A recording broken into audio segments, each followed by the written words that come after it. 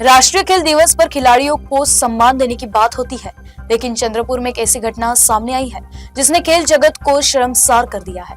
जिले के पहले शिव छत्रपति पुरस्कार विजेता और अंतर्राष्ट्रीय स्तर पर देश का नाम रोशन करने वाले खिलाड़ियों के साथ हुआ अपमान अब सुर्खियों में आ गया है। 29 अगस्त राष्ट्रीय खेल दिवस, लेकिन यह दिन चंद्रपुर के अंतर्राष्ट्रीय खिलाड़ी राजेश नायडू और उनके बड़े भाई कुंदन नायडू के लिए सम्मान का नहीं बल्कि अपमान का दिन बन गया। जिला क्रीडा कार्यालय ने शिव छत्रपति पुरस्कार विजेता को मात्र एक दिन पहले चपरासी के हाथों निमंत्रण भेजा। कार्यक्रम में बुलाया जरूर, लेकिन न सम्मान मिला और न ही उचित व्यवस्था। राजेश नायडू को खुद कार्यक्रम स्थल खोजना पड़ा और जब निराशा हाथ लगी तो उन्होंने मंत्री के समक्ष नाराजगी और जाहिर करने की बात कही। नमस्कार, मैं राजेश नायडू सभी मेरे प्यारे खिलाड़ियों को और दर्शकों को और नागरिकों को राष्ट्रीय क्रीड़ा दिन की बहुत बहुत शुभकामनाएं। मगर अफसोस, आज भी हमारे देश में कई जगहों पर नाम के लिए ही क्रीड़ा दिन मनाए जाते हैं और ये स्पोर्ट्स डिपार्टमेंट केवल ऑफिसरों को उनकी तनख्वाह और कामों में से कमीशन देने के लिए खोले गए हैं।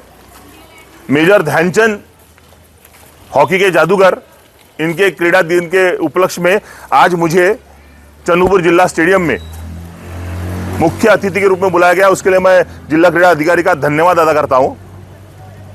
मगर आज प्रोग्राम है, इसकी सूचना मुझे कल रात को मिली। कैसे मिली? हमारे ऑफिस के सम्माननीय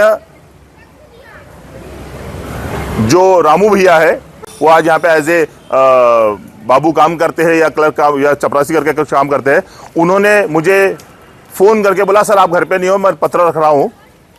तो मुझे लगा बाद में शायद क्रीड़ा अधिकारी का या किसी दूसरे क्रीड़ा अधिकारी का फ़ोन आएगा, बताएंगे।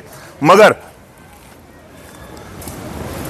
आज नागपुर से वापस आने के बाद जब मैंने घर में पत्र देखा, पत्र में 8 बजे का समय था, मुझे फ़ोन पे 10:30 बजे बताया गया। कोई बात नहीं, मैं पूर्ण साहब को, जो यहाँ के चंद्रपुर के डिस्ट्रिक्ट स्पोर्ट्स ऑफिसर, फ़ोन लगा रहा हूँ सुबह से कंटिन्यू। वो काफ़ी बिजी है, उनको यहाँ के स्टेडियम के डेवलपमेंट काम बहुत ज़्यादा कराने के हैं, बहुत बिजी है वो। उन्होंने मेरे फ़ोन का रिप्लाई नहीं किया। और अब मैं स्टेडियम में जब आया हूँ तो उस गेट से एंट्री लेने के बाद पता लगता है इस गेट के ऊपर में प्रोग्राम है, और इस गेट पे आने के बाद अभी फिलहाल कुछ भी यहाँ पे कोई रिसीव करने के नहीं, कोई बताने के लिए कोई कुछ नहीं है।